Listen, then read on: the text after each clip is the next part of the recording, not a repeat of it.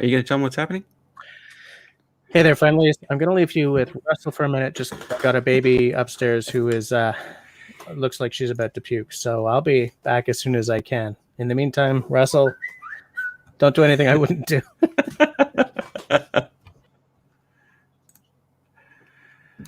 Okay, so you might have you might have missed the beginning of that, but he said he's got a little one that is feeling a little sick, so he's upstairs just helping her out. Good evening, everyone. He said he texted me to say what was going on there, and I said, well, just start the stream and add me in, and then I can take over until you get back. And stupidly, he did that. No, I'm just kidding.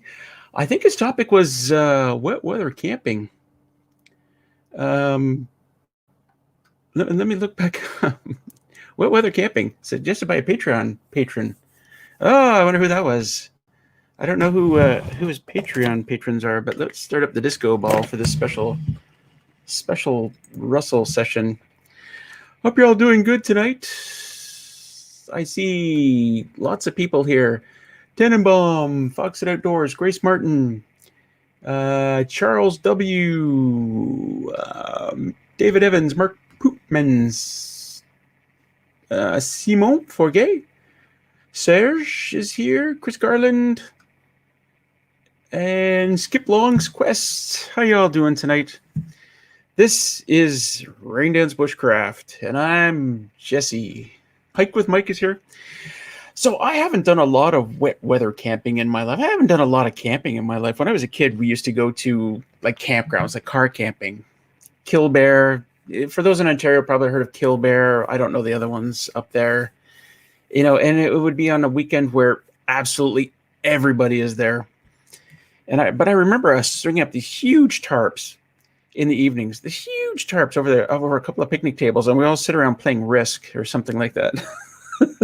That was wet weather camping for me. I actually had a picture here I was going to show, but I can't add stuff to or can I? Can I add stuff? Let me see. This is my first trip here to my property when I bought it back in 2016, I guess. Let's see. Select indoors. Oh, he's back. I'm back, but keep talking. Okay. I want to hear what you have to say. It's so funny. Is it this? Quickly before it stops. I'm trying to. Hold on. I can't find the screen now. Oh, there we go. Oh.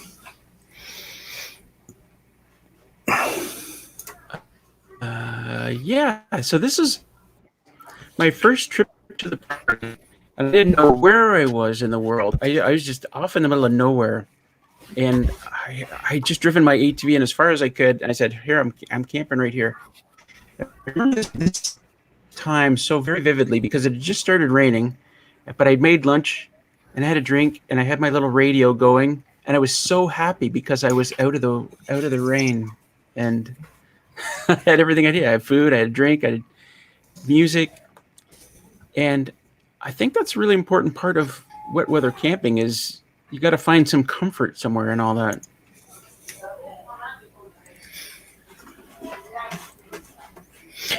Anyway, You know, it's how was your she's pukey, but when she heard her mother come down the stairs, she was like, "Piss off, Daddy! I want my mom." So, all right, my feelings aren't hurt. The thing about camping in the rain. I mean, I've camped a lot in British Columbia, so I know about camping in the rain. And what we did in BC, because there are two things that can happen, right? Either you're all windbound and you're stuck and you're sitting under this teeny little tarp and like, oh my God, this sucks. Or what we used to do, what we learned very, very early to do when I used to go camping with my dad and my sister in BC is my dad had these, he used to be a contractor and a carpenter. So he had these ginormous tarps, huge, like just your cheap plastic. What are you doing?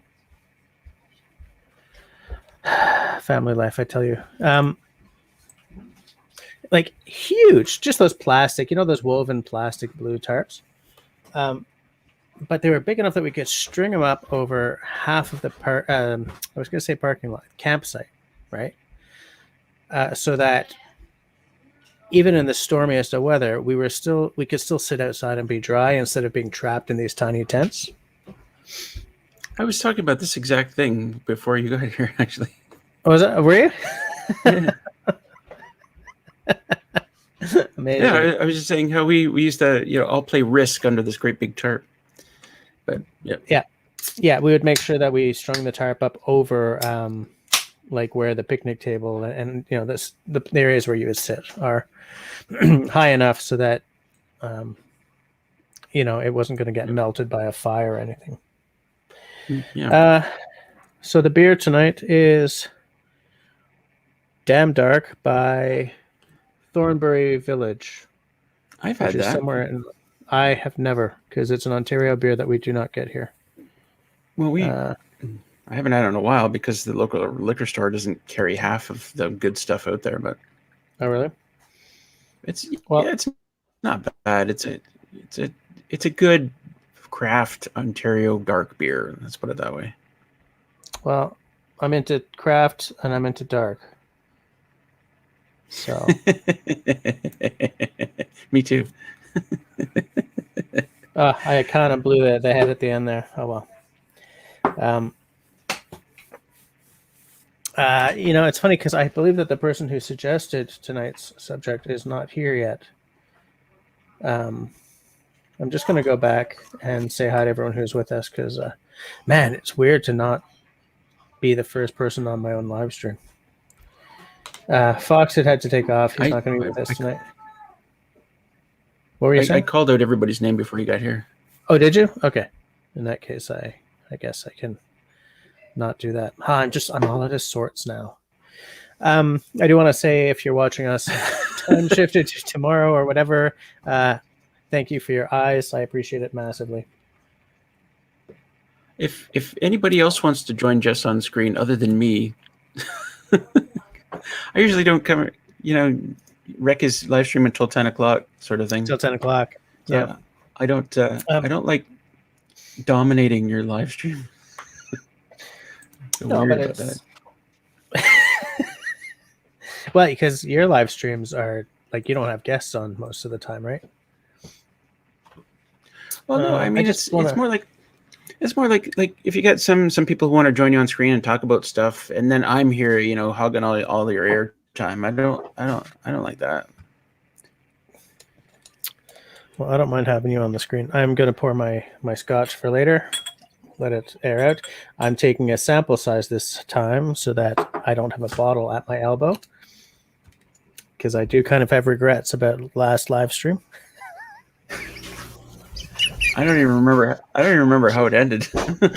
I do remember that we did not order knives, at least.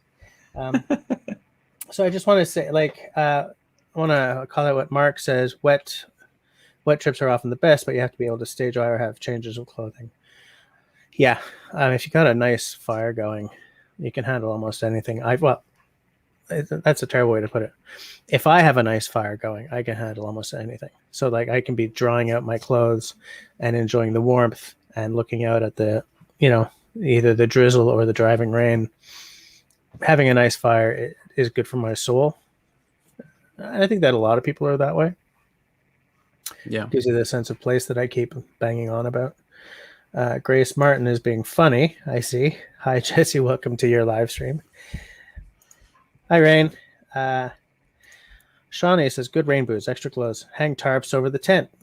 Have a canopy over the fire. This is probably all stuff that you were talking about too, Russell. I think I missed a lot of... No? I think I missed a lot of what you were saying. That looked like the tent when you first got your property, right? I think I've seen that picture before. Yep. How long were you in that tent before you had something built up enough before that cabin was livable? No, yeah, that's not the tent I used. Well, that's not entirely true. I used that tent when I was putting in the foundation, like the concrete piers. Okay. For like 3 or 4 days. And let me tell you, staying in a tent and kind of like putting in a full day's worth of work and more, I was probably like 16-hour days. Living in a tent just sucks. It really does. And I quickly moved to right after I put in the concrete foundation. I put in that shelter, which is like a carport. Yeah. And I was living in there until I could move into the cabin. And I built kind of a bed in there, like a 2x4 frame single bed, which was kind of nice. Okay. A little bit better than sleeping on the ground.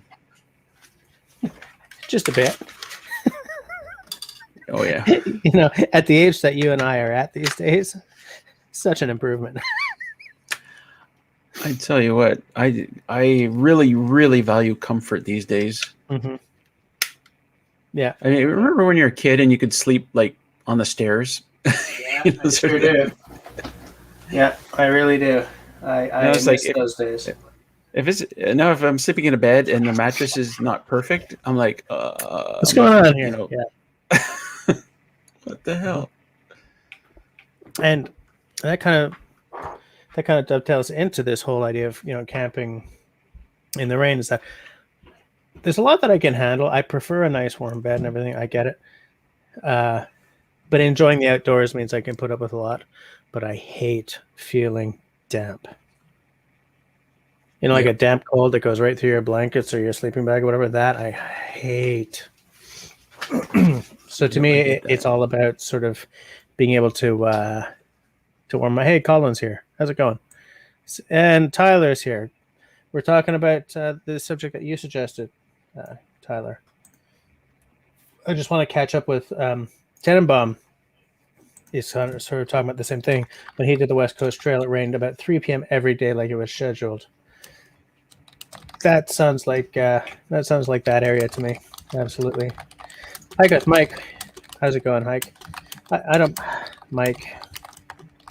I don't mind camping in the rain. I take Henry David Thoreau's advice. There is no bad weather, just different types of weather. Yeah, I read that line as well, and it stuck with me. Because it's true. If you're like, if you're heading to the woods, okay. If you're heading to the woods and you're like, oh, I hope it doesn't rain, or oh, I hope it doesn't. Maybe you're looking at the woods in the wrong way. Like, we live in climate-controlled environments, right? Like, neither of us are being rained on. We got roofs, we have heating, we have air conditioning. I don't know if you have air conditioning. And like, it's tempting to just bring that, to bring that philosophy with you into the woods, but you can't. You have to learn pretty damn fast to enjoy aspects of all kinds of weather, just to maximize your enjoyment of being in the outdoors. You know, like, so to me, if I'm sitting there and it's pouring rain, I happen to love the smell of the rain out in the woods. You know, or even in a park, anywhere where there's greenery and you get sort of that earthy, rainy day smell.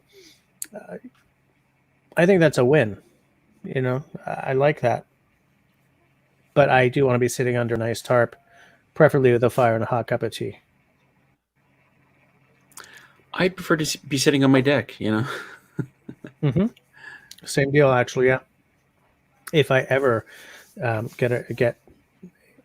if I'm ever living my dream life and I've built myself a cabin out in the woods, I want to have a nice wide deck or a veranda on it specifically so I can sit out there and watch the snowfall or the rain come down with a hot cup of tea in my hand. Because I'm with you. I love it. Absolutely love it. Yeah. You know. Chris says, hi, Chris, by the way. Bailed on a trip last week for the first time ever. It was going to be severe thunderstorms upon arrival until the next morning on a 2-day trip. Yeah. I don't want to be out there and with the possibility of a tree being blown down on me or something. Or sometimes it's raining and the wind is just whipping so hard that it's just impossible to keep anything dry. Yeah.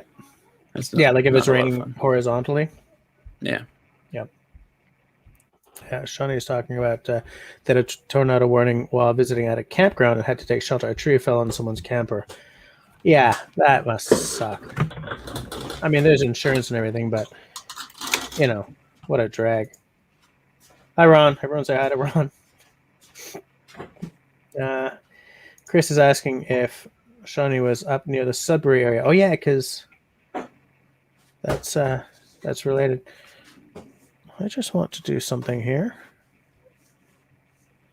Give me a second here, folkies.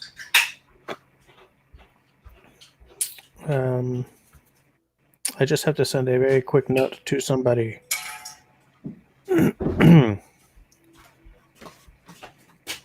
Since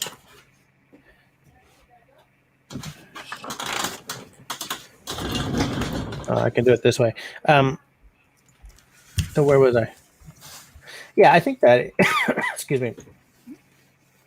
Preparation for a rainy camping trip is the difference between failure and success on a rainy day. Sitting there in your tent when a tornado comes whipping through, it's kind of hard to plan for that. Yeah, like okay, it's not like you can be blamed for not for not knowing that there's one of those coming down. There we go. But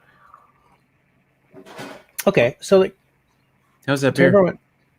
It's good actually. It's quite good. I was like dark lager. Okay, but it's very nice. That's weird. It's a mouth friendly. A little too easy drinking though. I could just. But yeah, it's very nice. Carry on. I just said hi to Colin, right? What do you guys think? Like, you know how if you're wearing all wool, then it can get pretty wet, but not lose its thermal qualities. Yeah. Versus like your nice Gore-Tex jacket that may shed the rain like no tomorrow, but if you get an ember on it, you get a hole in it, and then suddenly maybe it's not going to shed the water as well. Do you guys hear that? Yep. Yeah. Oh well. You want to be winter camping with a baby, or sorry, right. weather camping. Wet weather. Well, actually, that's an interesting point because I've been camping on rainy weekends with the family, but it's always been glamping. In those Utopia things, those permanent tents. Yep.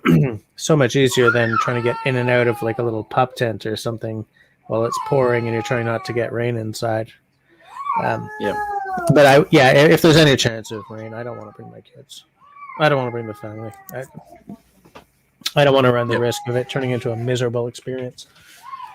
Well, yeah, and as much as City Girl loves coming here, like even if it's raining, like I wouldn't take her camping. I would never take her camping if it was raining. Yeah, she wouldn't enjoy that. Yeah, sorry, I accidentally popped Chris's comment up there. I can do that. What, popping people's comments up? Yeah. Hike says, I can sleep anywhere and I can fall asleep almost instantly. I often take a 25-minute power nap during lunch at work, and folks are amazed how quickly I can fall asleep. Man, I sure can't. It takes me forever to fall asleep. Unless I am exhausted. It takes me forever. Looks like Colin is heading out on a trip this weekend. He's getting his gear together. Nice. Well, I hope that you have good weather on Friday night while you're setting up your camp. Ian is here. How's it going, Ian? Hey, Ian. Hi, Sharon. Sharon here too. I missed that. Shawnee says no one was hurt. We were able to help move the tree off. Unfortunately, I heard recently a tree fell on a tent during a storm and killed a 4-year-old a few weeks ago near me. Oh, that's sad. I don't know if I'd be able to handle that. Even just hearing about it this way, it's no. Yikes! But I think did Cole Cracker recently do a video on minimizing the widowmakers around your encampment? Was it him? Who knows? I wouldn't. Somebody in the past few weeks put up a video about clearing out all the widowmakers to avoid exactly that kind of thing. That makes sense. Yeah. It's kind of the same sort of thing you do when you're building a fire and you look at the trees and say, was there snow going to fall in my fire? Then maybe it's somewhere else. or even when you're chopping down a tree, right? And you sort of, you do you do your personal space check, and you take a look up to make sure that it, maybe you give it an experimental bop with the back of the axe, see if anything's going to fall on you while you're chopping. I mean, there's all kinds of little safety-minded things like that. Geez, a 4-year-old, holy crap! Don't dwell on it. Don't dwell on it. Not even gonna. I'm moving right along. Hey, Martin's here. How's it going? We're talking about wet weather camping tonight, Martin. Until we lose track of the subject matter. Until we can start talking about knives again. Yeah. Actually, speaking of knives, we're gonna add a couple of people later who have knives to show. Oh, so that is set up. They can come on. Maybe later if they're gonna stick around. David Evans and was it Sam? I think it was Sam. Jeez, my brain. Yeah, so we'll have them on after 10 if you guys are still hanging out. Yeah, if they're still hanging out, yeah. Now, Russell, can you grab the invite from this stream and pop it to them, or do I need to do it? I can do it. Okay, so you do have access. Okay. Yeah. Okay.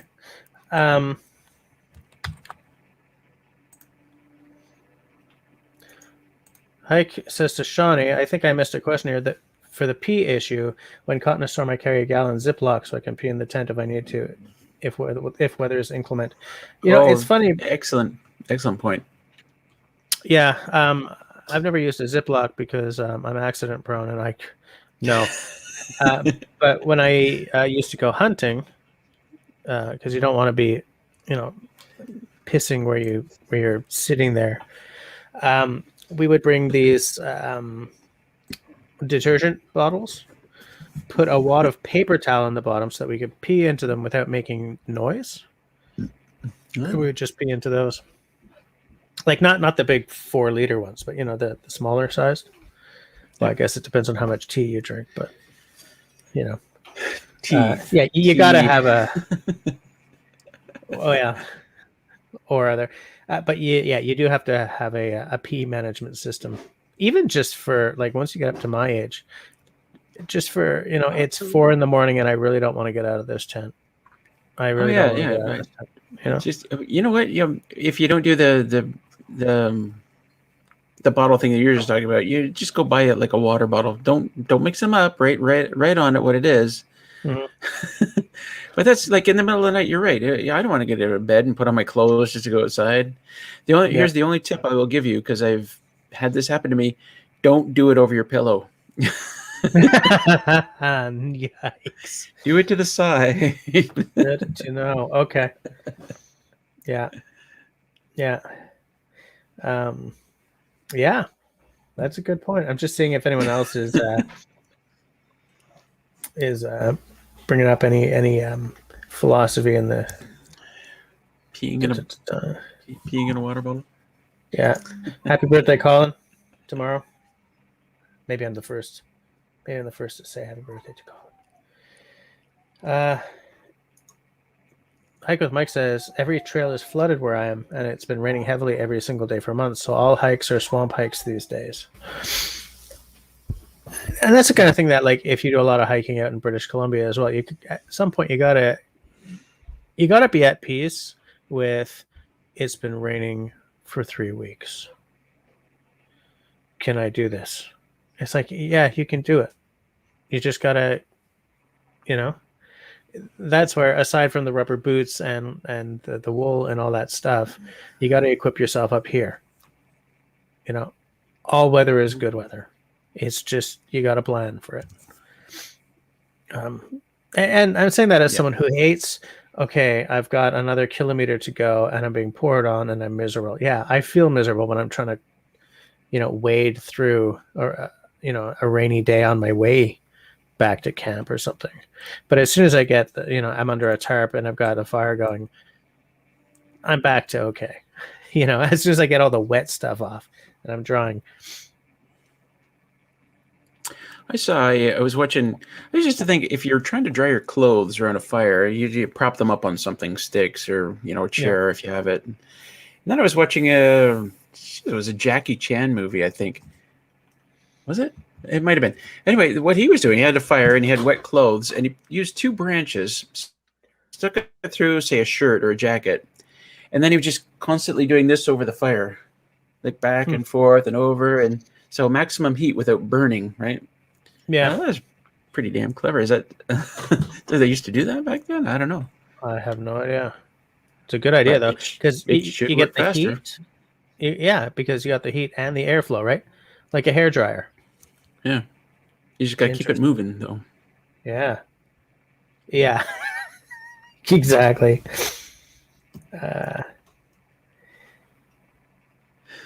Broke Necks, who I don't recognize that name from before, so welcome to the stream. Don't know how much more camping I'm going to do. There's snow and air forecast here in Alaska. It's creeping down the mountains as we speak. Well, if you got a big canvas tent and a stove, you can just keep camping all winter, right? I would love to see that part of North America someday, by the way. I'm dying to see the North. Me too. Me too. I tell you what, let's do this, Jess. One day we're going to go on a pilgrimage to Dick Prentice's cabin. Yeah, I would love that. We'll that do guy. Yeah, before I discovered, I discovered Dick Prentice before I even discovered Bill Mason, right? Like even before I discovered Ray Mears. Bill Mason, Water Walker. You're just joshing with me. But like Dick Prentice has completely, he formed a large segment, shall we say, of my my philosophy, of the things I dream of doing. Yep. Yeah, that would be amazing. And we would YouTube the whole damn trip. Yeah, absolutely. Grace says, yes, it was Cole Cracker who did that video on checking for Widowmakers where you're going to camp. Hi, Sam. Hey, Sam. Raven Cat's here. How's it going?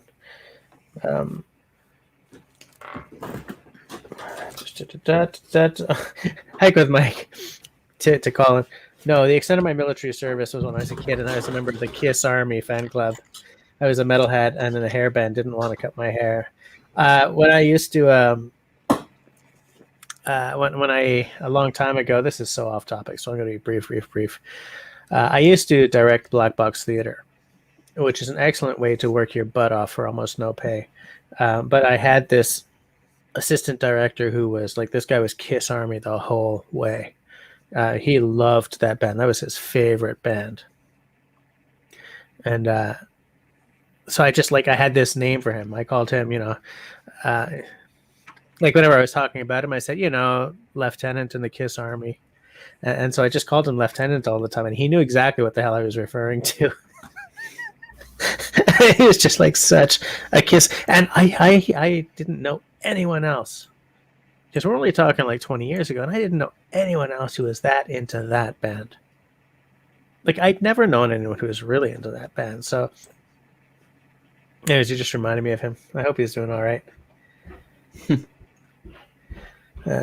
got some hellos going on. Charles can fall asleep anywhere. Man, I envy you guys that skill. Young Homestead is here. How's it going? I have a technique for getting to sleep if I'm really desperate, but it's annoying. How's it annoying? Haven't I told you about my technique before? I'll tell it to you sometime. Okay. Yeah, when I explain it to you, you'll see why. Okay. There's a lot of discipline involved, which makes it annoying. Oh, I see. Okay. Hike with Mike says, when I car camp, I carry a laundry detergent jug for camping, but backcountry, I use the Ziploc bags. I don't leave a tent when it's cold out, and I don't want to step on a water moccasin in the night. You see, I don't have to worry about a water moccasin. But I still don't want to crawl out of my nice warm sleeping bag in my tent. I don't get Ziploc bags. Like that just seems so it's not going to sit on a surface. It's going to roll over. You're going to hold it and then try and Ziploc it with your pee in it. And then hopefully you got it right and there's no gaps or holes anywhere because it's going to roll over when you put it down. When I said I'm accident prone, this is exactly the kind of crap I'm talking about. Like, to me, I would think I got it nicely zipped up, and I'll put it down and it goosh right into my bag. And you got to hold it by the edges as you do it. Mm-hmm. Yeah. I need pictures now. I need a cross-sectional diagram. Bettina sounds off with, well, I've never been camping in my life, but as for the rain and the peeing, there were times when horse showing that it was raining and it is miserable wet snow clothes, wet leather tag, wet horse, ugh. Oh yeah, I know the smell of a wet horse is something specific to, eh? I don't believe, Bettina, you've never been camping. What is up with that? That's amazing to me. Simon says, I'd rather hike in BC than Florida. He can't handle snakes and gators. I'd rather hike in BC just because I don't like heat and humidity. I mean, I have a lot of heat and humidity where I live, and I hate it. Whereas the one thing that I've always found enchanting about BC is that it can get really hot, but the humidity is just not there. Which is, by the way, amazing for hiking.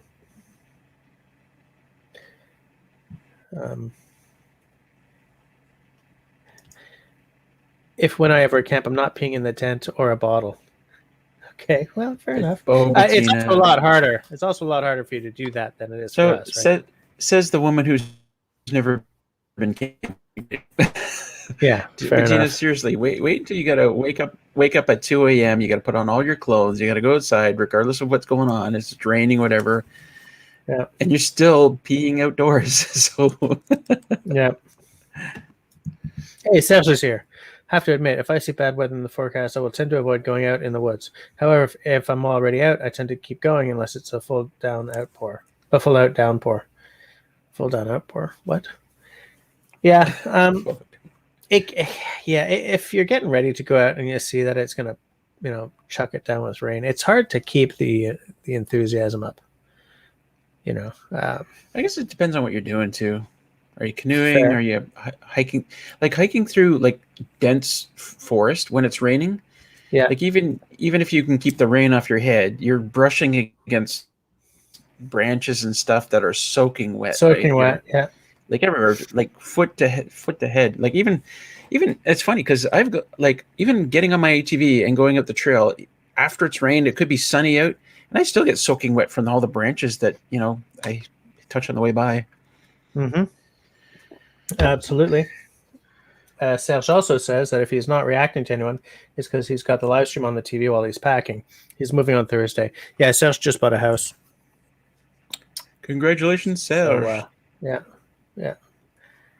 So that's good news, Mr. Serge. Enjoy the move. Good luck with the move. What the hell do you say when someone's moving? Good luck? Congrats on the purchase. On the house? Yeah. On the new digs.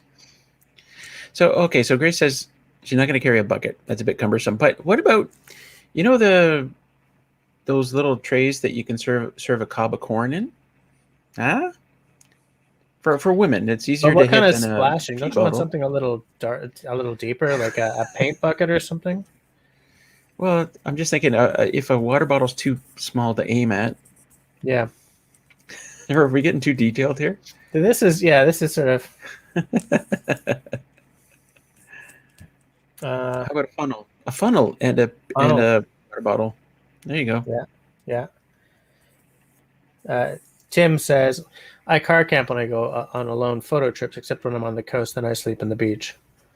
And on the beach, you can just piss into the ocean, so no problem. People pee in the ocean? Well, fish pee in the ocean. Why shouldn't we? I'm never eating fish again. I'm never drinking water again. Grace says, oops, that didn't work. Grace says, I pee before I crawl into my tent at night, and I'm usually good until morning. I am envious of the ability to be good until morning. Yes, okay. Hike with Mike says the worst part of hiking in the rain is sweating inside the poncho protecting you from the rain. Yeah, and that's the thing. I prefer rain-resistant gear to rain-proof gear because I find that even stuff that is breathable, it's not really breathable. It doesn't breathe fast enough. If you're sweating even a tiny, tiny bit, it's going to keep it in. Yeah. Yes. Just give me one little second here. That's why, like I've talked about my poncho before. I love my poncho because, like ordinary rain gear is like a jacket and pants kind of thing. Like my poncho covers everything, but it's wide open underneath. Yeah, right. So lots of air movement. It's not keeping anything in. Right. Yeah. So maybe like I should be thinking poncho rather than You want me to get it? raincoat. Yeah. You want me to get my poncho? Yeah. I want to see it. Martin, check your Facebook messages.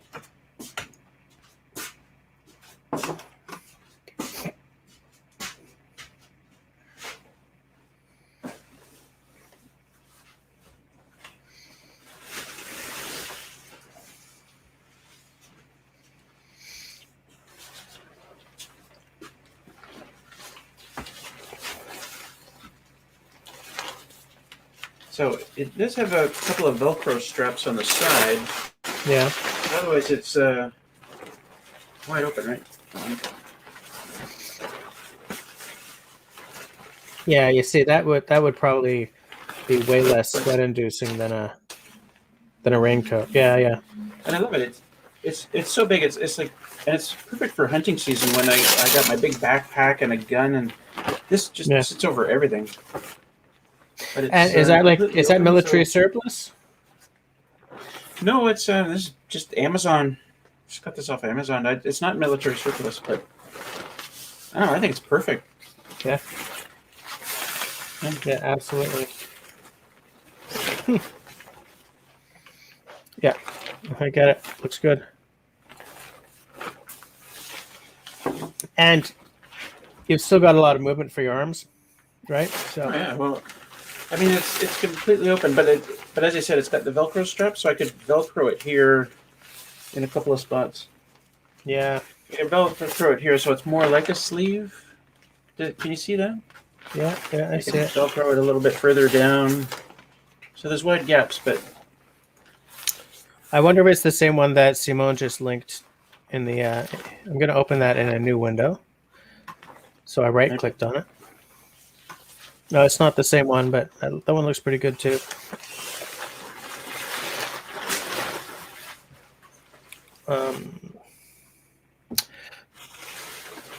By the way, Tyler, I sent you a message in Signal, and Martin, I sent you a message in Facebook Messenger.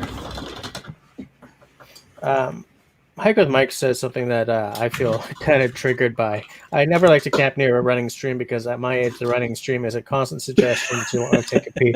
Yeah, absolutely. Yeah. Angie is asking how that poncho works in 30 mile per hour winds. Well, I don't know. I haven't tried in 30 mile per hour winds. I don't think it's that bad. Once if you Velcro it up, it's not. It's going to be a little fluttery, of course, but all right. Tenenbaum is asking a strange question: is that a real poncho or a Sears poncho? I don't even know what a Sears poncho is. What is a real poncho? I mean, it doesn't look like an imaginary poncho. I mean, I saw it. Well, a mass hallucination. This poncho was a gift from my imaginary friend, Drop Dead Fred. Yeah, and Chris is like, also, how cold or rainy is it outside? It's always a fight to not get out until it's nearly impossible to hold it anymore. That is ridiculous, right? And yet we all do it. It's pouring with rain outside the tent. You can hear it, and you know that you're going to have to get up and go out there anyway. Or like if you don't have a bottle, and you're putting it off, and it's just getting more and more painful. Why not just get up and do it? Right? Get it over with. Get back in, crawl back in, go back to sleep.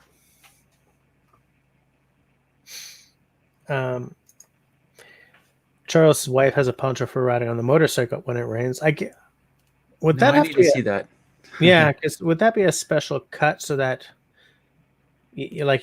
there's no possibility of that plastic going onto like the hot exhaust or something? I'm just envisioning it like flapping behind you like a cape. Is it a poncho or is it just a rain suit? Charles, I need to see that.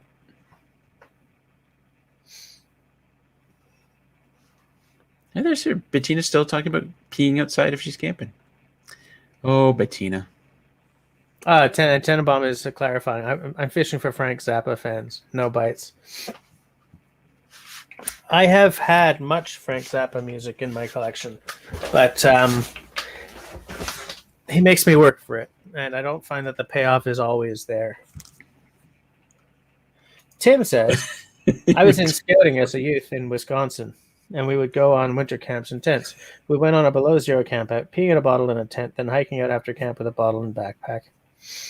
Well, here's the thing. If you pee in that bottle and you can get it nice and tight, then you can put it inside your sleeping bag and you got a little heat source.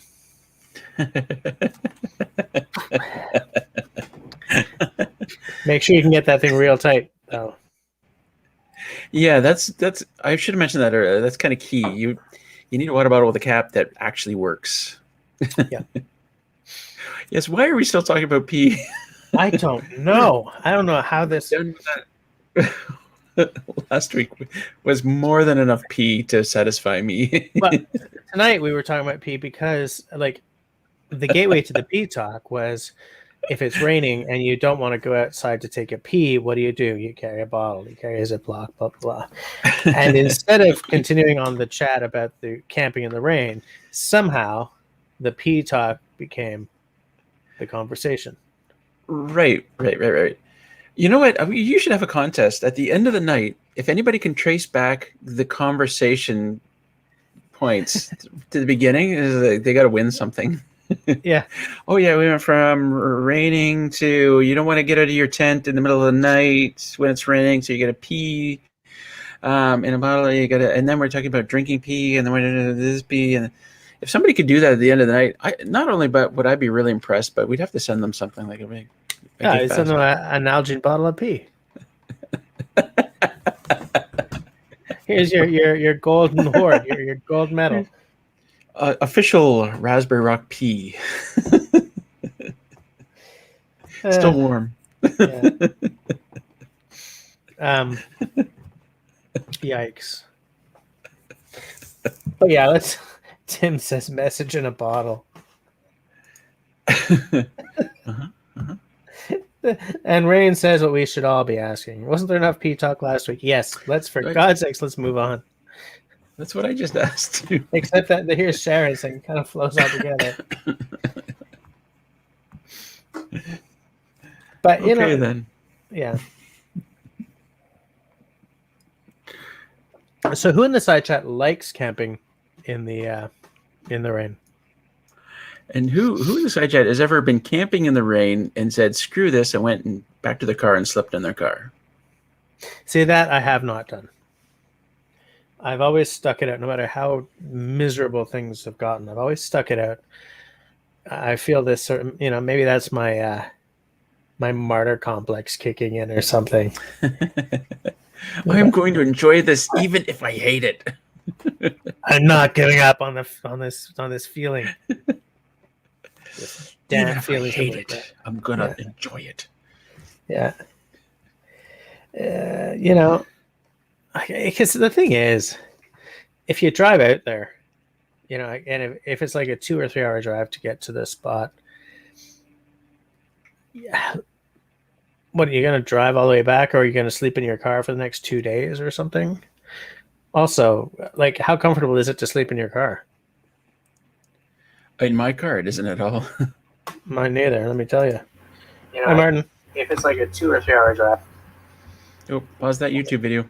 Yeah, I think. Done. Good evening, John. All is well. How are you? I'm very well. I would have joined sooner, except I'm painting my Muskoka room, so I'm still covered in paint here, but I made it. But I missed all the pee talk, unfortunately. I heard it, but I wasn't able to participate. So we can go through it all again if you like. We can rehash that one. I can throw in my dribble that one again. We can regurgitate that pee talk. Well, I'm definitely in favor of the pee bottle. The Nalgene bottle has never failed me in decades, and it absolutely beats going out in the pouring rain. If you think that when you're like half asleep, you're going to crawl out of your nice, warm, dry sleeping bag, crawl into your rain gear. Yeah. Assuming you remember to bring it into your tent. Some people forget. They leave it in a pack, outside or something like that. Crawl into your rain gear, crawl out on all fours, out through your vestibule, out in the rain to pee. And if you think you're going to get back into that tent without carrying in a ton of moisture, you're crazy. You can promise yourself that you're going to take off all your rain gear in the vestibule, but outside your tent, you're still going to be soaked. Yeah, Bettina. So yeah, the pee bottle is absolutely the way to go. Get one of the largemouth Nalgene 1 liter Nalgene bottles. My wife uses it. Just cups over the whole area. Just never spilled a drop. Neither of us in years and years and years. And do you rate pee bottle on it? Yeah.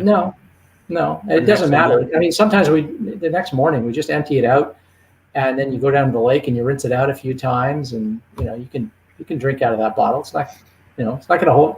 That's the nice thing about Nalgene is they don't retain odors, so you're not going to smell or taste anything. Right. But we bring one that's just devoted. We always have one extra Nalgene bottle just for that, because we want a bottle of water in the tent with us so that we can drink from at night if you wake up and you want a sip of water. So better make sure we have one for peeing. And that's what you're saying. You got to label them. You wake up to him. Oh, I'm really thirsty. They're reaching out for. You don't do this. This is not a maneuver you do in the dark. You turn on your headlamp or you turn on your little lantern inside your tent. You get up on your knees inside your tent, outside your sleeping bag, and you pee into it. I mean, I can do it in a hammock.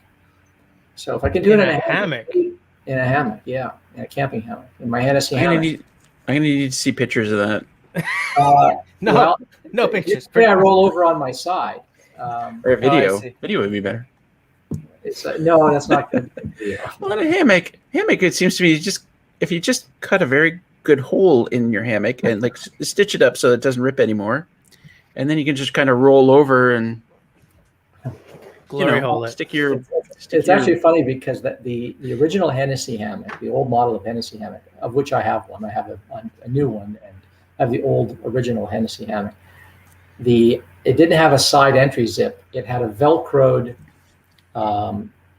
slit in the bottom of it, and you would part that, and you would come up into the hammock from the bottom, and then it would Velcro shut once you lifted your legs in. And they called it the birth canal because it felt like you were sort of slipping out of the birth canal when you get in and out of the hammock. And that was really good if you had to pee because you just open the slit, you would stand up in your hammock and you could just pee if you're a guy or a girl, I suppose. Yeah. How would you know what that feels like? What's that? How would you know what that feels like? You said it feels like coming out of the birth canal. How would you know what that feels like? Well, a really good memory. I guess it's maybe more like what it looks like. I remember like it was yesterday getting born. Yeah. But my question about that yesterday. My question about that old Hennessy hammock is, like, was that awkward to get into? Because mine has a side zip, right? No, it wasn't. Some people did. I never had any difficulty with it. So I mean, I rather, in fact, I kind of preferred it. I found it easier to get in and out of than having to fiddle with the zipper. But when you were setting up your hammock, like when you're getting your air mattress in and setting up your sleeping bag and all that, it was kind of a hassle to go up through the birth canal and do all of that, because you were kind of hunched over, standing up in your hammock. Right. And if you strung your hammock rather low, then you were even lower. So it was a little impractical that way. But I found it easier to get in and out of than the side zip. Austin, Jess, you got to remember to take the comments off the screen. Yeah. Austin says, Martin is a hell of a lad to consider his urine relief bottle a viable drinking vessel. Hats off. But he also says that he had one of the old Hennessy hammocks, but that he was too tall for it. Oh, yeah. Well, that is a problem. If you're a big person, if you're really, really heavy or very tall, you need to buy another brand, that has sort of large sizes and stuff like that. Otherwise, you get a lot of shoulder squeeze and you can't get that flat lay diagonally if you're too tall, right? Or if you're too heavy, you get compressed by your own weight. You get squeezed in and around the shoulders, especially. Yeah. So it's not great if you're heavy or if you're tall. I don't recommend them. Now, here's a question: have you ever camped in one of those under the rain? Last camping trip I did with Nate, actually. Oh, really? A month or more ago, a month and a half ago, it rained.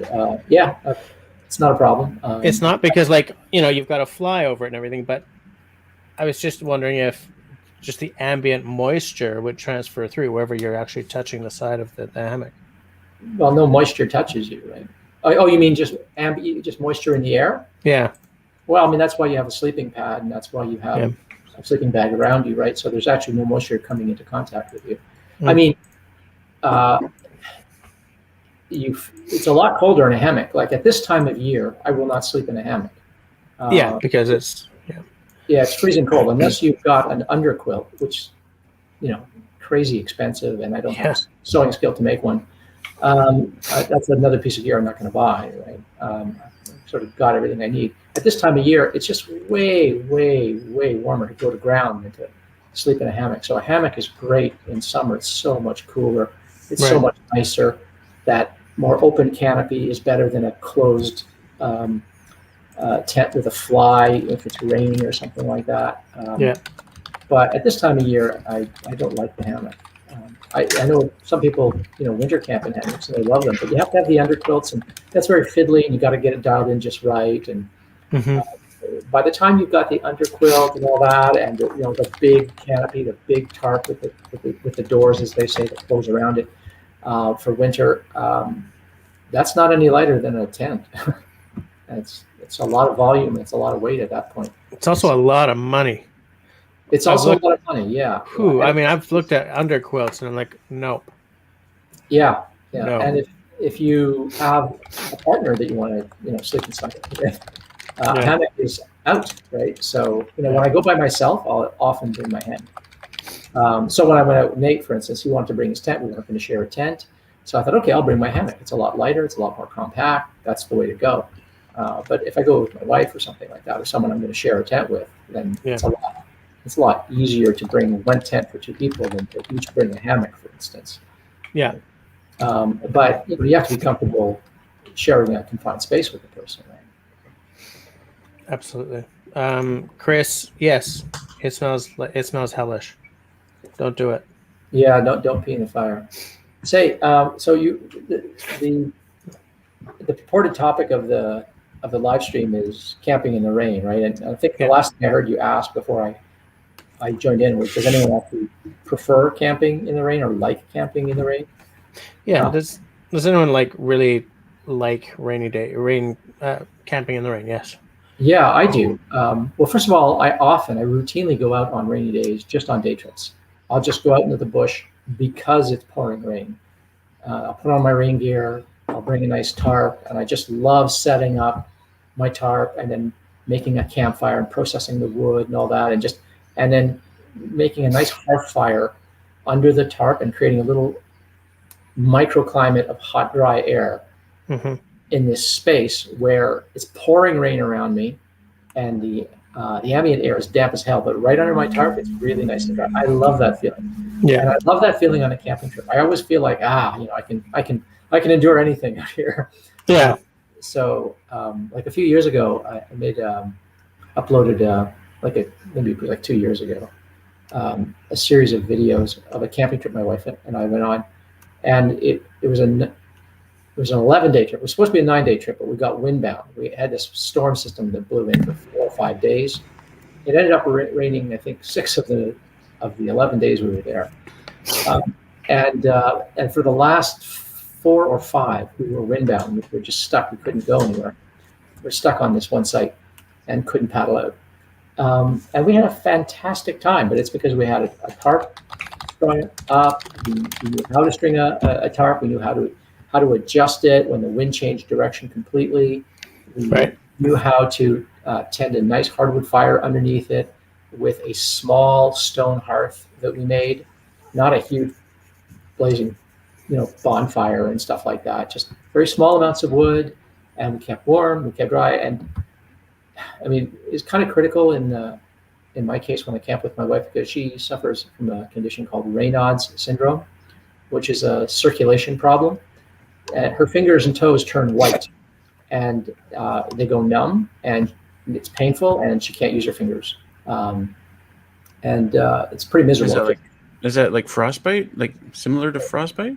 Well, I mean, it's the same kind of symptoms as would happen if you had frostbite, right? Your fingers would go white, and they would go numb, and you would lose the ability to. Or how about like diabetes?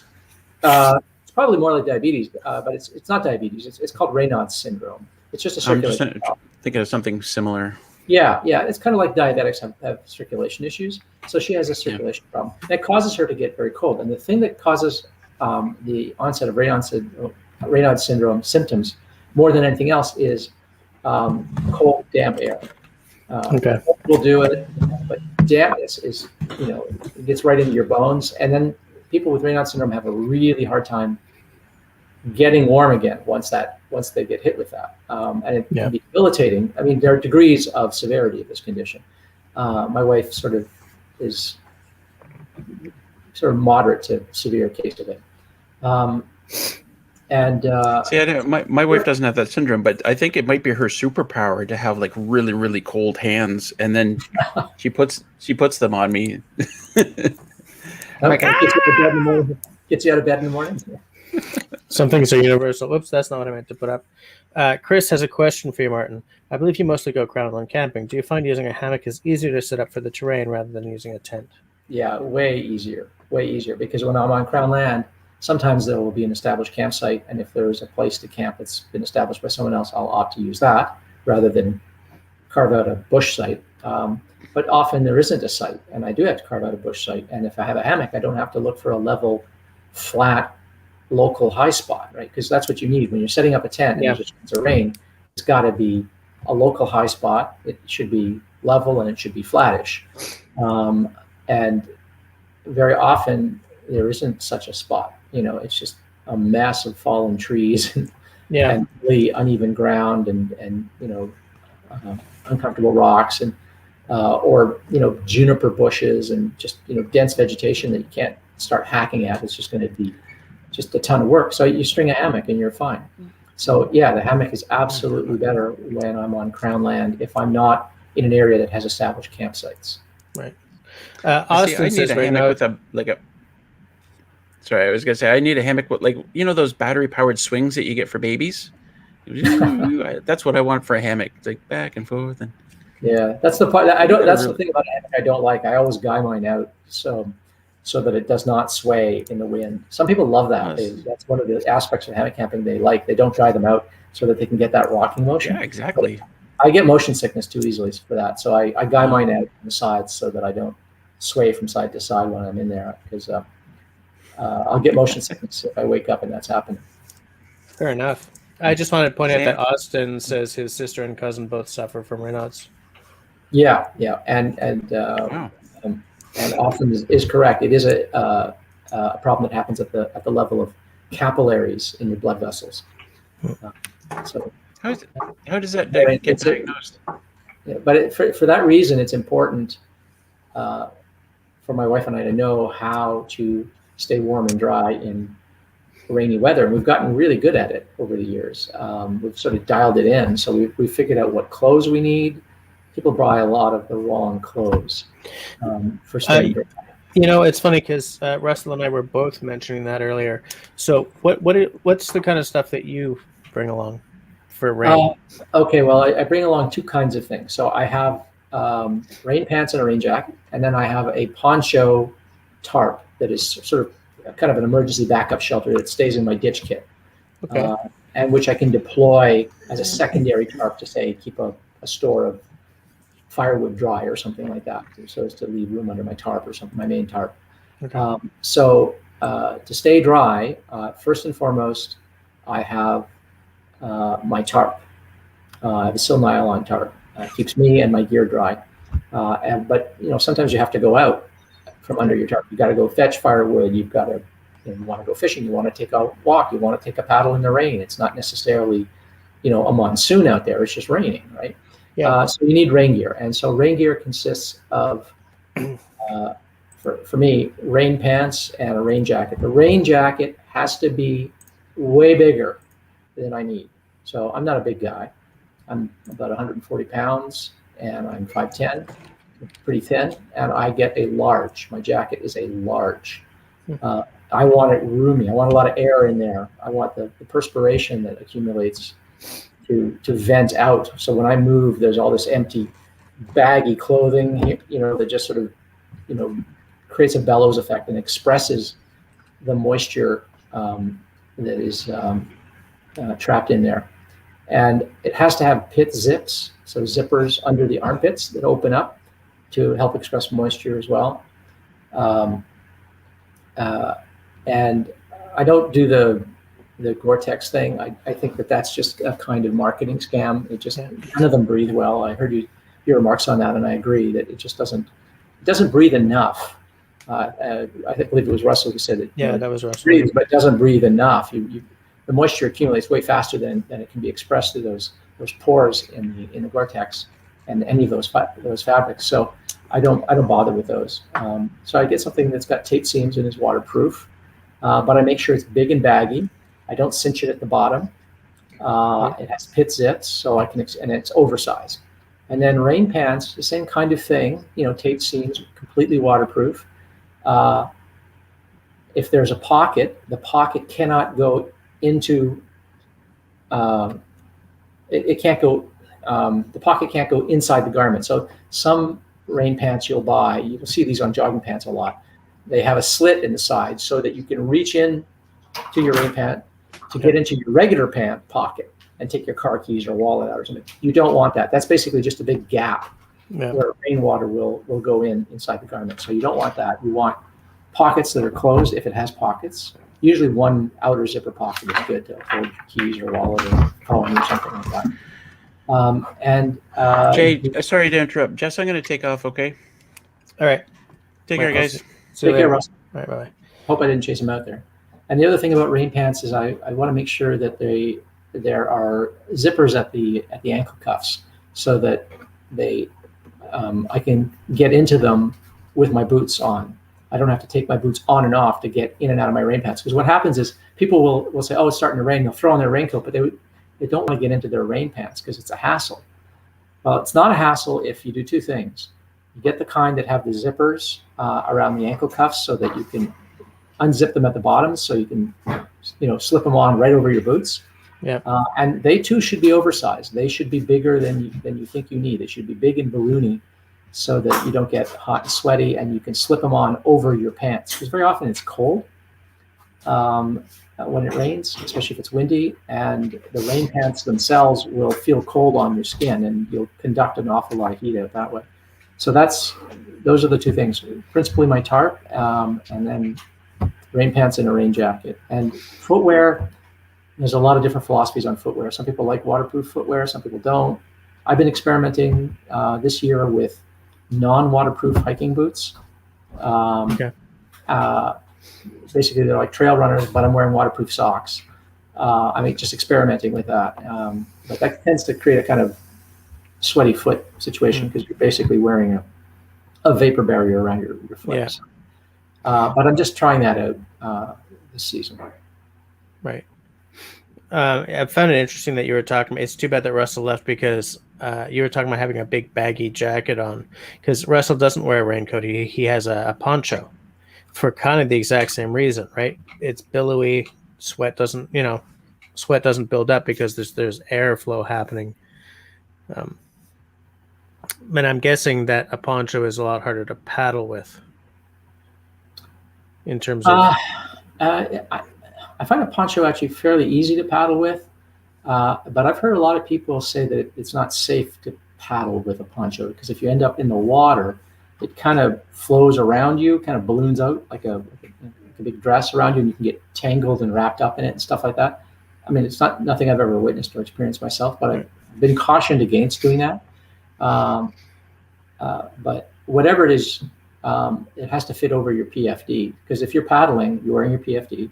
If it starts to rain, you don't have to take your PFD off to put your rain gear on and then put your PFD back on. You want to just slip your rain gear on over top of your PFD before it gets wet. So as soon as it starts to rain, you want to do it that way. So again, that's another reason why your rain gear should be oversized. It needs to be able to fit over multiple layers of warm clothes or your PFD, and it has to be big enough to vent moisture. And here's a question that I'll ask anyone in the side chat as well as you. Like,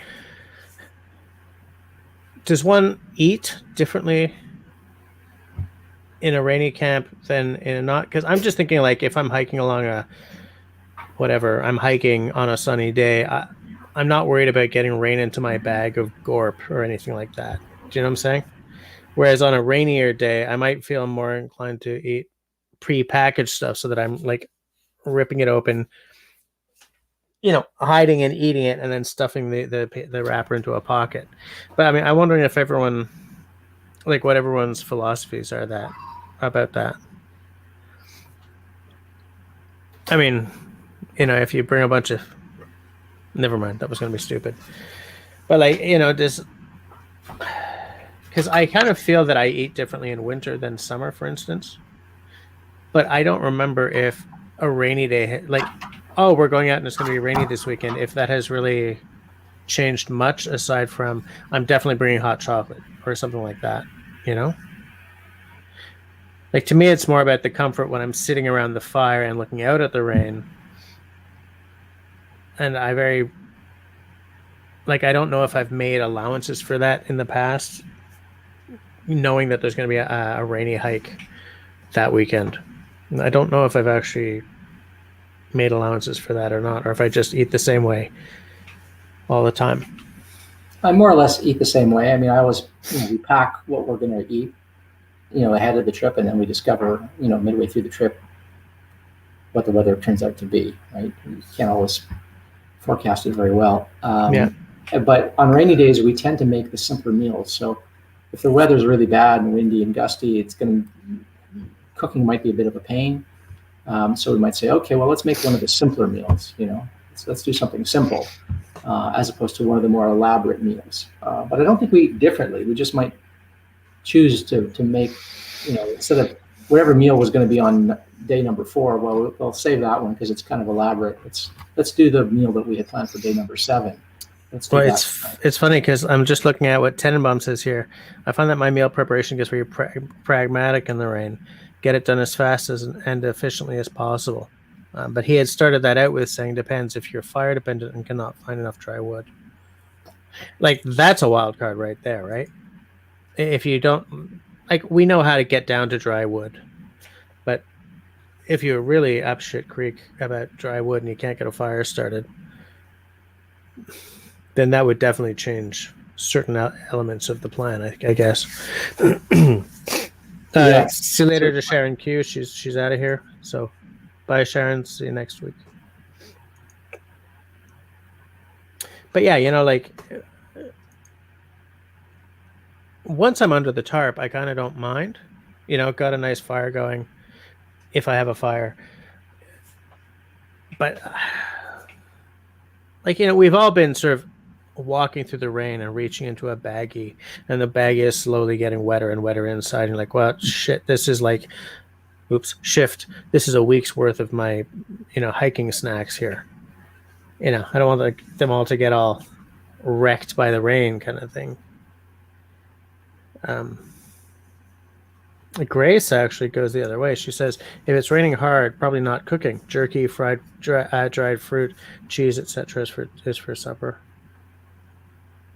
Yeah, I find I like to cook when it's raining because we're under a tarp, we have a fire going, and that automatically dries the air for you. Yeah, it creates a warm, drier ambiance than if you're just sitting under your tarp without a fire, right? So very often when it's pouring rain, we'll have a fire just because it's going to take the chill out of that damp air. Especially for my wife's sake. But so often we'll cook. We just don't do anything elaborate because very often there's a lot of wind and wind gusts and stuff like that. Right. And things get knocked over, and it can be a bit of a hassle, right? Yeah. And if the wind is gusting really bad, you're sitting there, you're still wearing your rain gear, right? Because you get some spray and stuff like that when you get these wind gusts, and Yeah. so you don't luxuriate over your meal as much when it's raining. I find, unless it's just a light rain, light rain over your tarp is no different than sitting under your tarp under the sun. Makes no difference. But fair. but when the weather's really bad, when it's gusty, then yeah.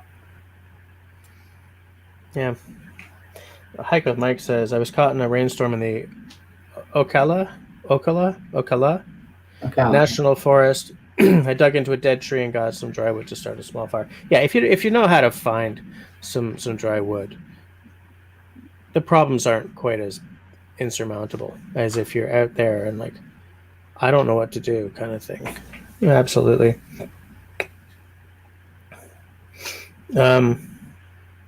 Just looking through, taking that off. I think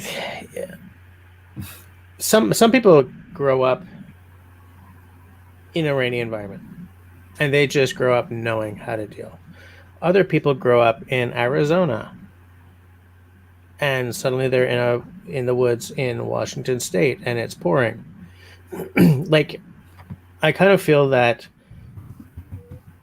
there should be there probably is like a 5-point action plan for people who, to look at if they're going to a section of the country or the continent that they're not used to. Like if you come from a desert environment and you're going into a rainforest, like there should be a few certain things that you may not be used to, but can really help you enjoy this week instead of panicking the whole 5 or 6 days, Like clothing choice is so much more important when you're going into, no, not more important. The clothing choice changes as we've been sort of talking about here. The importance of a fire in British Columbia over, midday in Nevada, very different. Maybe if you camp in someplace like Nevada, you're not worried about stepping out of your tent to take a pee. Well, maybe you're worried about scorpions, right? I don't know. Like it's hard for me to sort of cast my mind geographically wide enough to know what someone going from the Okanagan to the Yukon has to worry about, kind of thing. Or a very dry climate to a very wet one. But there are definitely going to be differences there. There are skills that are portable to any situation. But there are like check boxes you need to check off if you're going into a very wet environment. I mean, even just to avoid trench foot if you're out there long enough, right? Do you know what I'm saying? Yeah. Well, I mean, I remember I lived in British Columbia for about 3 or 4 months back in 2005, 2006. And I remember just marveling at how wet everything was. It was just incredibly wet. Yes. And it was like, how the heck do you find dry firewood here? Like, it's so much work, like without an axe and a saw, you are in some serious trouble. And I, depending on the kind of camping I'm doing, I don't always have an axe and a saw with me. Right? If I'm canoe camping, I'll always have at least a saw, and sometimes I'll have an axe. And I'll always have a knife. But, I look around and I go, man, like, you're gonna have to cut deep into the heart of some big pieces of wood here before I get to the dry stuff. Yeah. It's an enormous amount of work.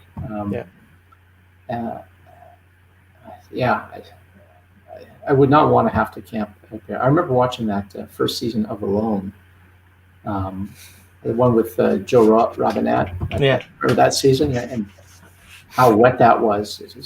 That's just a gross environment. And I have done some camping in those environments, but I had a stove. Right? I had my transient stove with me, and I was really happy to have it because a campfire, it was hard to do, and it really was only when we got. We were in Washington State, and we were in Olympia National Park, and it's only when we got practically above the tree line into the glaciers that we were starting to find wood that was dry, and, right. And there weren't a lot of trees left at that altitude, but there was dry wood finally because we got away from that rainy area. God, it was terrible. It was hard to make a campfire there. But once we got up high enough, it was great. But yeah, that's not a place that I loved camping. As beautiful as it was, I didn't really enjoy camping there because everything was soaking wet all the time, even, Right. even on a nice warm sunny day. Everything makes you work for it. Yeah, it sure does. Yeah. And plus, just walking around, you get soaked all the time, right? If you're in an actual forest, if you're in an open area, that's okay. But Yeah. like whenever you were in a heavily wooded area, everything would get wet and stay wet. Nothing would ever really dry out, and you'd walk around just doing mundane chores and tasks, and you'd get soaked. And so you had to keep your rain gear on a lot. And I found that really quite taxing. And not my favorite place to camp, as beautiful as it was. There were a couple of things I wanted to put up, but I'm going to skip to this one by Bettina because it's in the ballpark. I've heard that if you're hiking or camping and it is wet or cold, you should switch out your clothes, especially socks at night, to a dry pair and then put the wet pair on again the next day. I think that ideally you would be drying those ones by the fire. Yeah. But yeah, a nice dry pair of socks at night is very important. Yeah, I have bed clothes. So if I'm winter camping, I have a whole set of clothes for sleeping in. So I have my base layer, my merino wool base layer that I wear on during the day, that I'm going to be sweating into. And then when I crawl into my sleeping bag, I don't do so in those clothes. I switch into a bone dry pair of undergarments, a base layer, a thicker, heavier base layer to sleep in. And that slightly dampened, sweat dampened layer that I take off goes into the sleeping bag with me, and it sits atop me in my sleeping bag, and your body heat dries it out. It's called night drying. You do the same thing with your felt liners and your boots and stuff like that. It's called night drying. You can night dry your clothes, and then in the morning they're pre-warmed. They're dry and they're pre-warmed by your body heat. Now you don't do this if anything is soaking wet because you don't want to go into bring anything actually that's wet into your sleeping bag. But anything that's just slightly damp from perspiration you can bring into. But it's the same thing in summer. If you've got something that's slightly dampened from sweat, you can bring it into your sleeping bag, and unless it's like a hot, humid night, and nothing's going to dry because it's just too humid. If it's a dry night, it'll dry overnight. So night drying is a great technique, but having dry clothes to sleep in at night, it feels so good. It feels so good to get out of those grubby clothes. Plus, your clothes during the day, they start to smell of wood smoke and stuff like that, and it's not as comfortable to sleep in. It's easier to just climb into something nice and dry and know that they're going to be bone dry the next night and the next night, and you can just keep using those same night clothes over and over and over again for the whole trip. Yeah, you really only need two sets of clothes, I guess. Maybe a third for like if something happens, but well, I usually bring.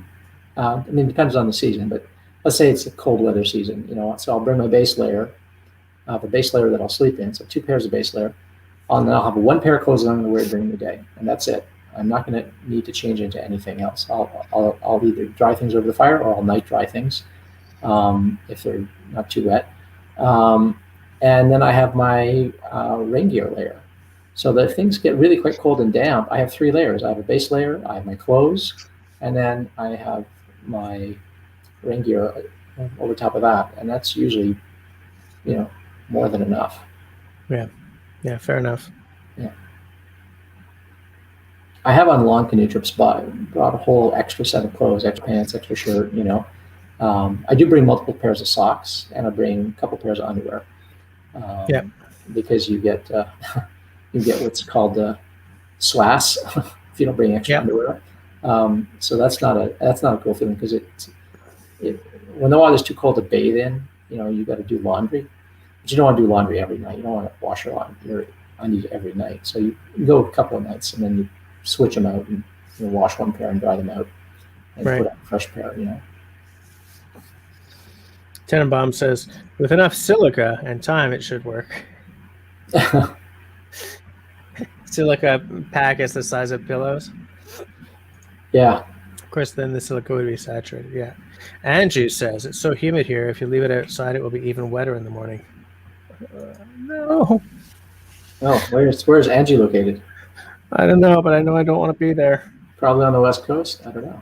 Maybe Yeah. or Florida or something. Maybe. Yeah.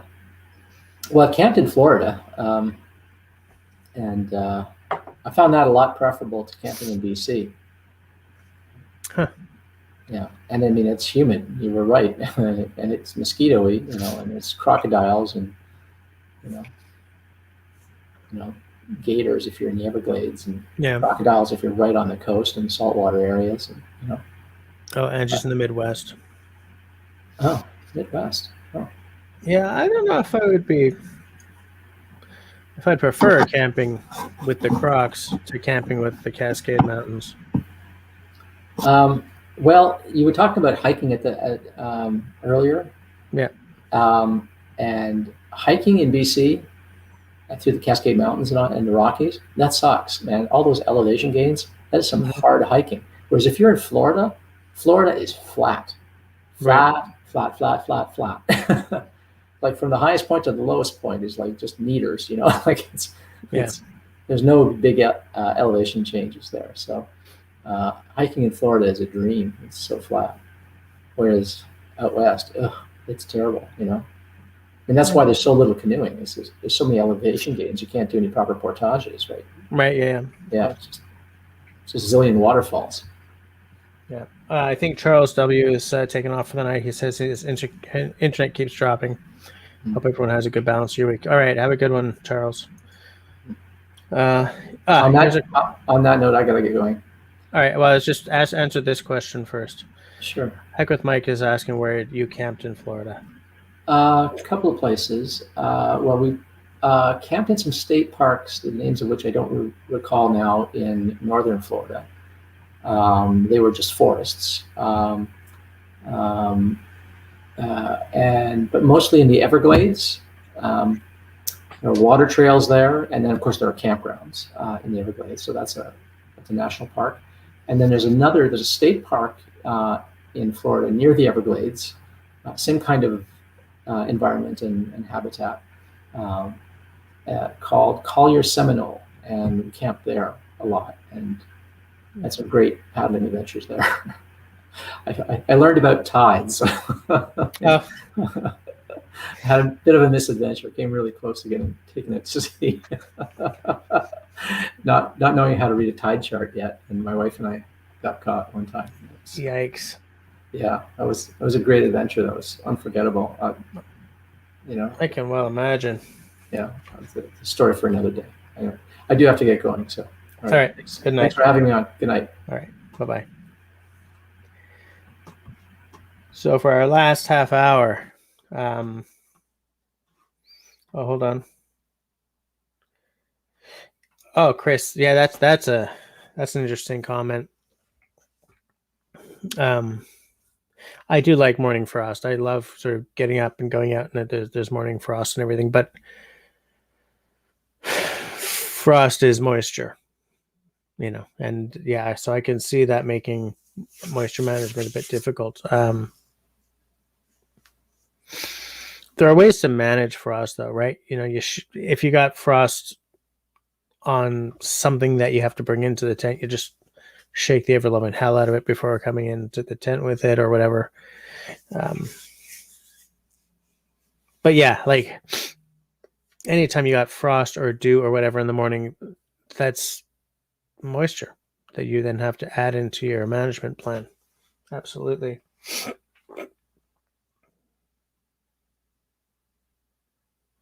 Yeah. Shawnee agrees with you. Forget the chairs or your shoes outside in the tent. Oh, outside the tent overnight, they'll be wet when you wake up. Absolutely. There's dew, and in the colder months, that dew shows up as frost. You got to plan for that. Absolutely. Spending a week wet can make you miserable, but it's also a vector for like getting infections or like foot fungus or whatever. You know what I'm talking about, like trench foot and stuff like that. If you're out there long enough, you got to be careful. How good Mike says that The highest elevation in Florida is 345 feet. That's a flat state. Absolutely. And a lot of it is really, really close to sea level. I mean, that's where your whole swampy, Everglades thing happens, right? Definitely would not want to own land down there once the oceans start to rise. But there's a uniqueness to that territory, that's for sure. Absolutely.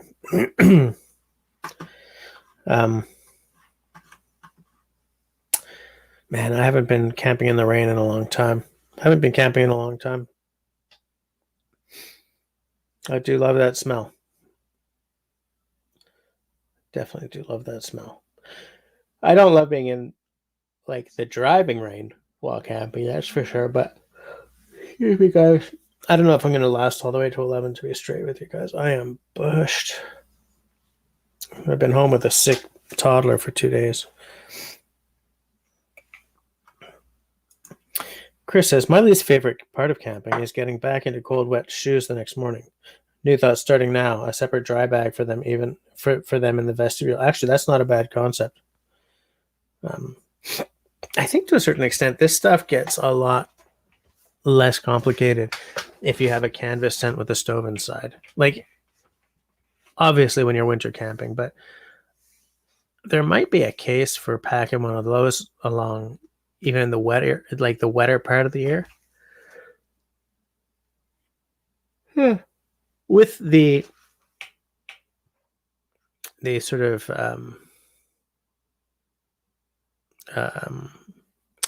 I don't know what the word is in English, but like with the note, shall we say, that you get that tent home and you have to hang it out to dry before you pack it up, especially if you've been on a wet trip.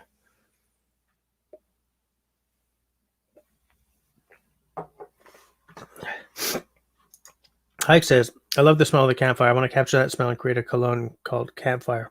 I would buy that. Shawnee says, I want a canvas tent with a stove inside so bad. And you and me both, Shawnee. Absolutely. I'd probably do the same damn thing. I don't know if I have a lot of room in my backyard to put up a canvas tent, but yeah, I'm dying for one. Absolutely. They're big money though, you know. It's not the same as buying a little 2-person, like a Hubba Hubba or something. Actually, those are pretty expensive too, but not like a good canvas tent. And there's a lot of people making them up here in Canada. There's a lot of them around.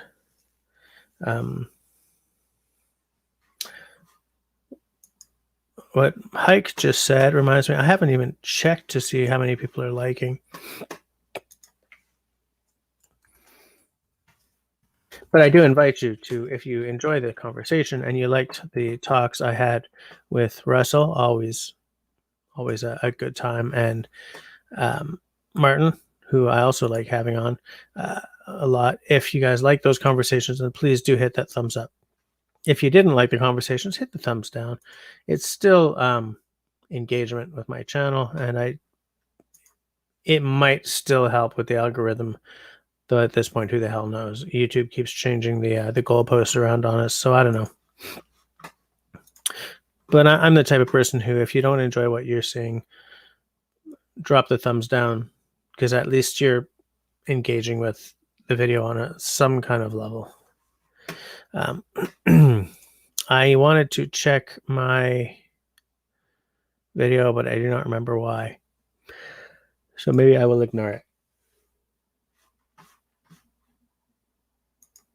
Yeah, that's about what I'm seeing. About $1,500 around there, depending on certain elements and all that. But then like another few hundred to $600 or whatever for the stove, right? Unless you've been able to find like a whole kit or something for that price, in which case won't see me for dust if I pick one of those up. Hike with Mike says, I like Tuesday night. It's my Canada night between your channel and Canoe Hound. I like being the foreigner. I did not get to see any of Canoe Hound's live tonight because I had a governing board meeting at my daughter's school. But the guests tonight make paddles that I would dearly, dearly love to have, but they are big money for canoe paddles. So I'm going to be watching that on the replay tomorrow for sure.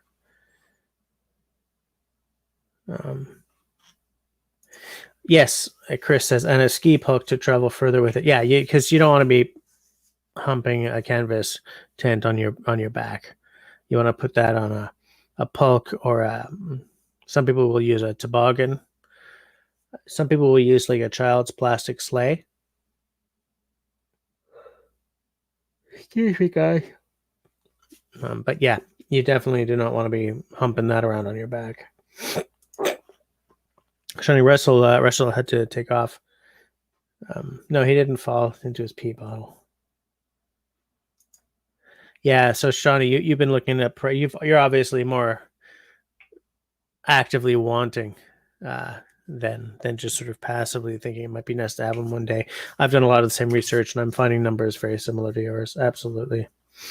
I do think that maybe the stove you put into your tent, you need to research a lot, maybe.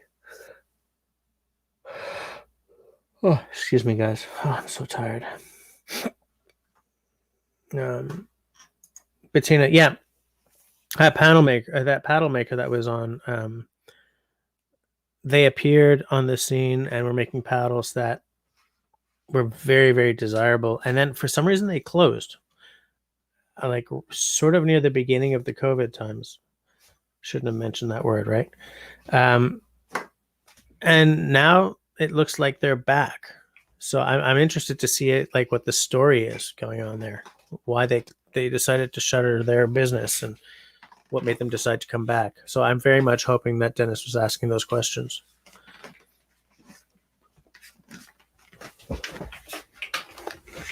Chris Garland, where do you live? I don't mean specific town or anything, but are you in? I believe that we've actually had this conversation before, because Mount Equipment Co-op used to have some sort of a gear share. Am I misremembering that? Is that a real word?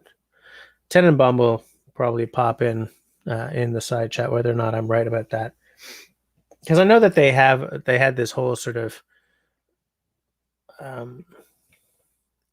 internal like classifieds, right? You could sort of either go into your local Mac and put up, I have this canoe or this jacket to sell, like on an old school bulletin board, or you could do it on their website, which is much more like a Kijiji, but for Mountain Equipment Co-op members.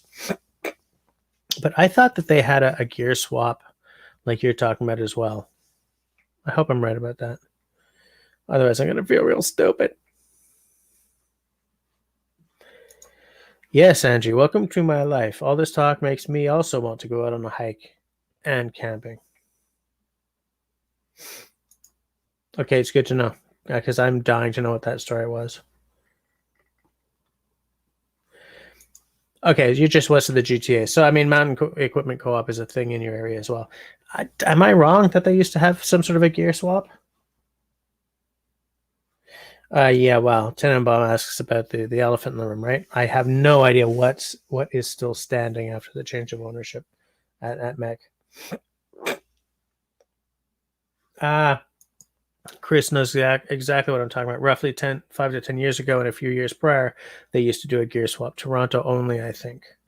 Well, the thing about a gear swap is it does make more sense if you're within the geographical area.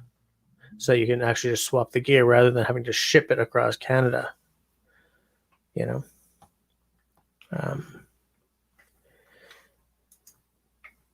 Tenenbaum says, yes, MEC does rent or lend things. I don't know if that ever included winter tents. Yeah, I would love a winter tent. Like a 10 by 10, I guess. Is that what the 2-person size for canvas winter tents are?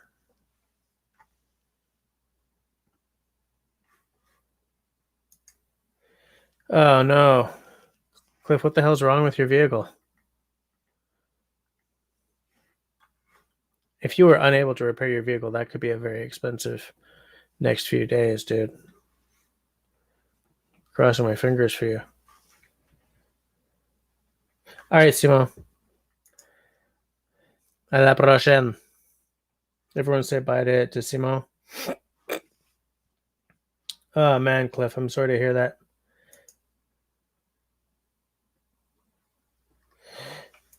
Jen at the Wild Yam made her own winter tent, Bettina says. Also, Christine Scheuerman. I'm just too tired for this conversation. What the heck is her channel name? But she's made a few. And she's made enough that her tents, like she's got a certain style, a certain color that she uses. What the hell is her name? Camper Christina. Thank you, Tenenbaum. Yes, Camper Christina. She's made a few. And I've been very impressed because she's done videos showing how to do it. And I've been very impressed. By the way, yesterday I think I passed 2,600 subs, so I'm very happy. Thanks to all of you, because every one of you counts in that number. I'm trying to get my ass to 3,000. Yeah, the 2603 is pretty good to me. Which is great because I've been at like 25.99 for days. Just taking a look. Yeah, Cliff, what's so is the car a write-off then if you couldn't get it fixed, or you just can't get it fixed now?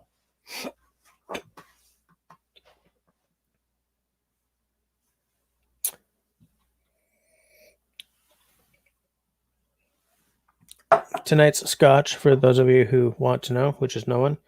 No, that wasn't tonight. Was the Balvenie Doublewood 12-year. Just a sample, because I find that when I bring a whole bottle and I make myself a dram, then I just keep making drams all night, because I'm paying attention to you guys rather than the drams, so they sort of go back a little too fast. So I was passed this sample by a friend. So it's like, you know what? I know what I'm having tonight. Very nice for a 40%. Hawaii Volcano Squad is here. Rainy day in Volcano Land, I guess. Oh, yeah, okay. Good night, Serge. Everyone say bye to Serge. Happy moving on Thursday.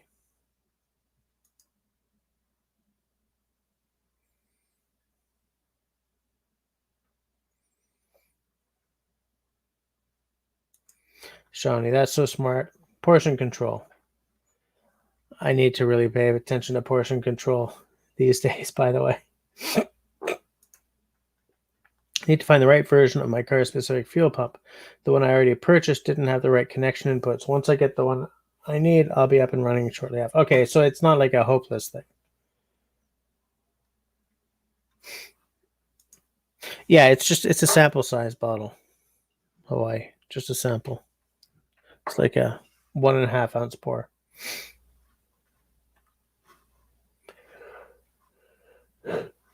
Oh, sorry guys, I'm wrecked. I've been home with a very sick toddler for 2 days, and it's just killing me.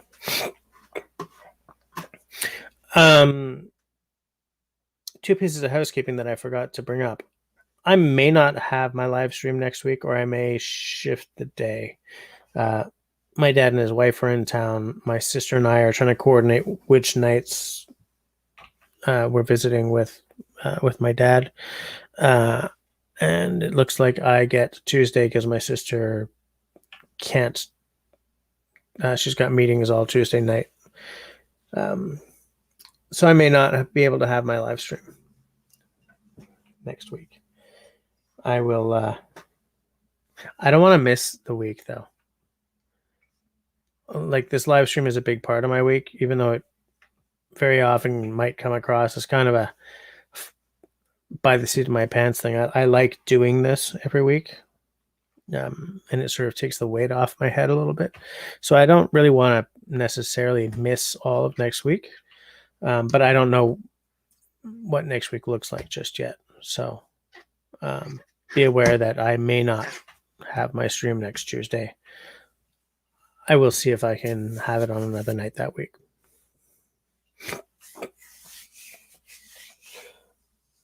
Oh, and I also wanted to say that I've shot my review of the Ukrainian bushcraft knife. I cannot currently afford to do the giveaway that I wanted to do.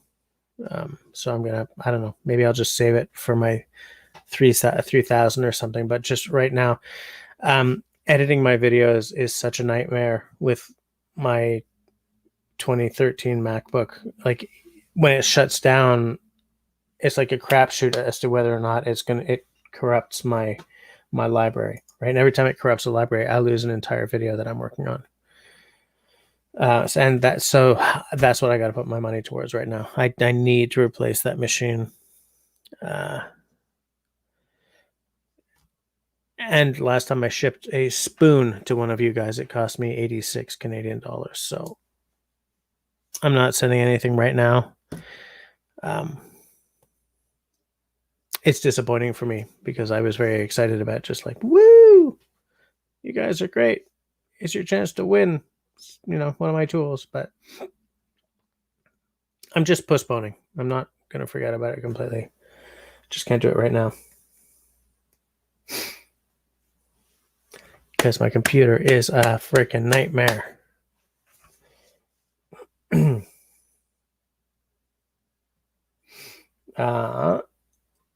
Sean, a different day maybe. Yeah, I'm hoping. I don't know. I don't know yet. But I will let you know. Yeah, Hawaii shipping is crazy. It's worse than it's ever been. I don't understand it because for years it was getting better, and then suddenly, and the prices jumped, and I don't get it. I don't think it's fair to us as consumers, because yes, we do fundamentally. If we really worked it, the consumer has all the power. But you can't just unite the consumers, no matter how many people have tried. I mean, Ralph Nader was all about consumer protection and stuff, but the fact is, you can't seem to unify the consumers, even though that would make things better for them. This is actually getting kind of political, so I'm going to step away from it because I'm breaking one of my own rules here. Never mind. Forget about it. Yeah. You know what, guys? I'm starting to lose track of my thoughts. I'm too tired to do well at this point. So I think I may shut it down a little early here and just go the hell to bed, because I got another day with a sick daughter tomorrow. So I hope you guys don't mind, but I'm gonna shut her down here. Hey, go to bed. I mean, I'm yawning in your faces anyway. It's disrespectful as hell. But yeah, so I hope I can. Yes, actually, Canada Post does have a flat rate box. They've got 3 different sizes. The spoon went to Algeria. There are 3 rates, right? There's the within Canada rate, there's the to the United States rate, and then there's the world. And for the world, it could be going to Mexico or Germany or Morocco. Kind of doesn't matter.